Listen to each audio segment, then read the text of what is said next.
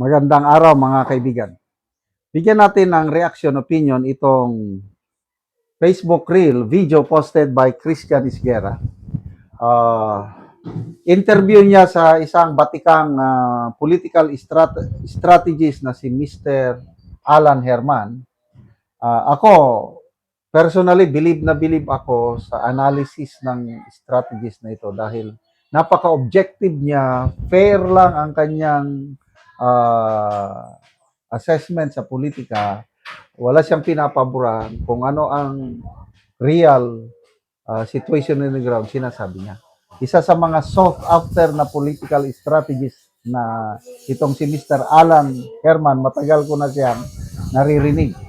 Ito, sabi niya, to beat Sara Duterte, you need a blue ocean strategy.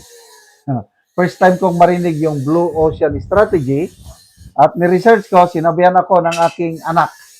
Ang blue ocean strategy daw is yung, example, nagtitinda ka ng lechon manok. Ang dami ng lechon manok. You need to do something. Magtinda ka ng kakaiba. Tinda ka ng lechon baka. Something like that. Kaya yung strategy ng blue ocean, yung napakaluwang ang ocean.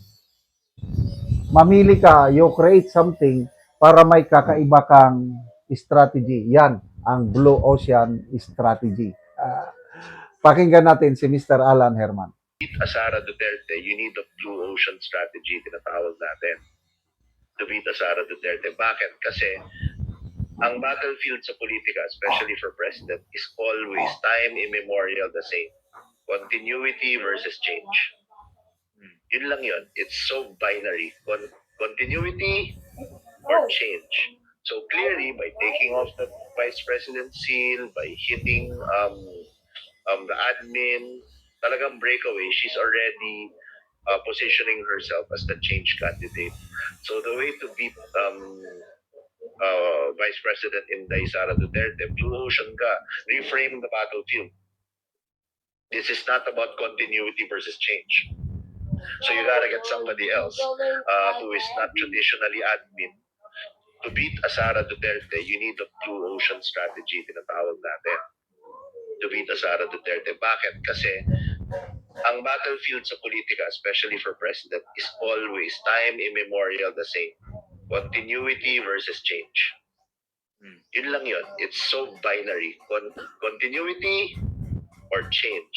So clearly, by taking off the vice president seal, by hitting the admin, talagang breakaway, she's already positioning herself as the change candidate. So the way to beat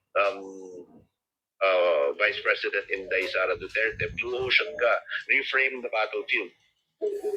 This is not about continuity versus change. So you gotta get somebody else who is not traditionally admin. To beat Sara Duterte, you need a blue ocean. Yan. So, naintindihan ko ha. Labanan sa presidente is, it's either continuity or change. So ito, Marcos, tutuloy ba ang administrasyong Marcos o hindi? Papalitan. Yan. Going back nung 2022 election, itutuloy ba ang Duterte administration or papalitan? Kaya ang sentiment, ang battlefield is, there should be continuity. Kaya ako, sinuportahan ko ang unit team dahil nakikita ko, wow, yung magandang nasimulan ni PRRD, ipagpapatuloy ni BBM at BP Sara. Kaya marami ang bumoto because of continuity, hindi yung change. Ngayon, naintindihan ko na ang labanan sa presidente. So ngayon, maganda bang ituloy ang nasimulan ng Marcos Jr. administration? Diyan sila ngayon nahihirapan. Kasi ano bang legacy ng Marcos Jr. administration? Na sinasabi ng Pangulo na he is worried na yung papalit sa kanya ay hindi itutuloy ang kanyang legacy. Ano bang legacy niya? korupsyon, pagtaas ng presyo, ang dami niyang bad legacy. Oh. So, yung Blue Ocean Strategy, sa naintindihan ko lang is, you shape the battlefield.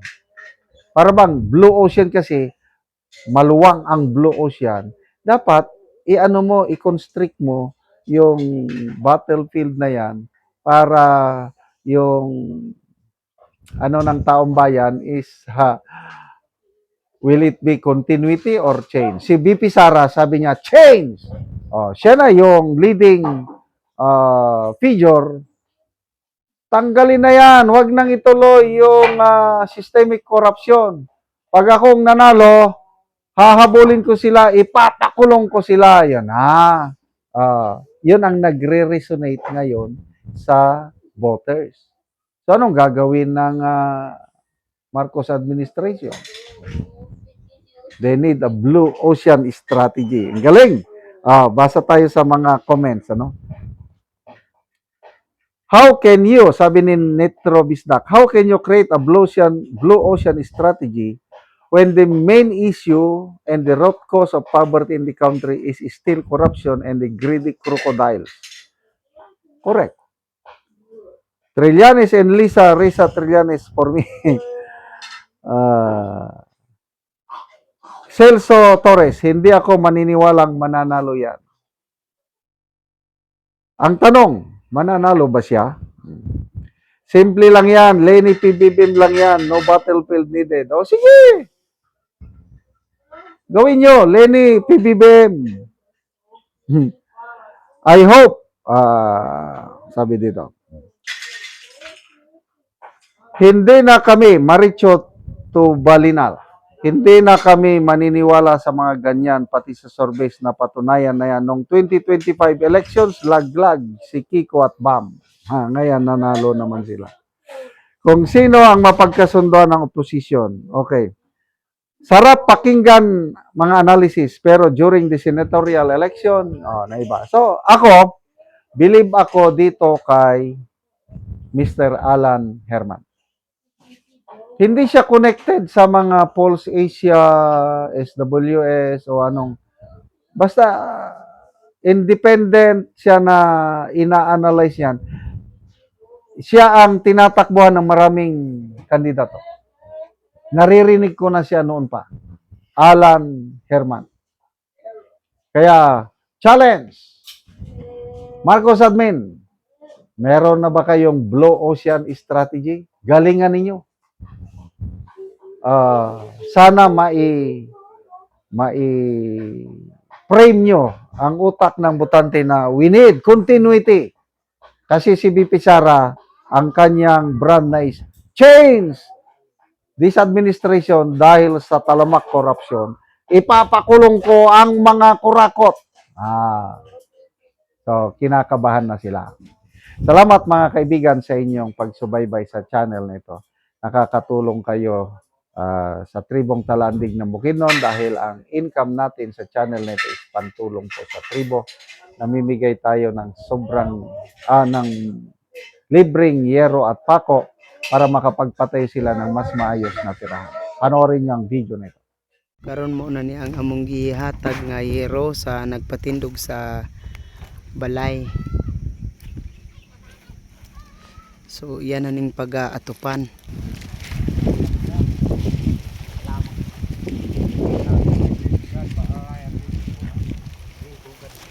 Kay nakig-ipon lang ni siya sa iyang ugangan. Ugang ako. Nangapas.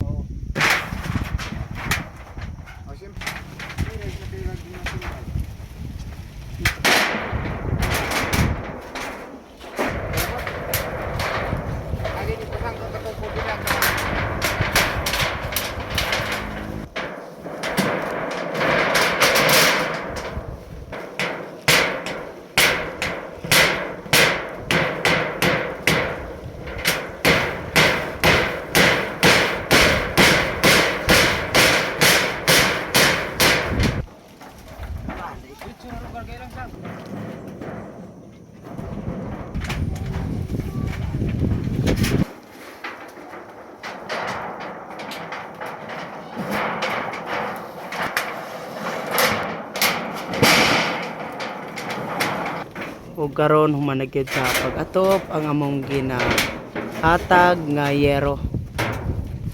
Salamat kayo sa kuan sa yero nga gitabang og niya na nakabalay na gid ko nakatok na gid ko. Og daghang kayo salamat. Salamat pod sa sa Ginoo og sa nagpunsurani og sa tabang pud ani. Daghang kayo salamat. Lagi. So unsa day imong panginabuhian Raya? Kuan ra kining nagtrabaho ko karon diya sa agar diya sa kuan So sa nga kumpanya Agarwood.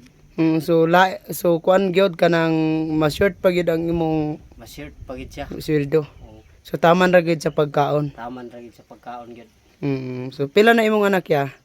Kuan tulo na akong anak.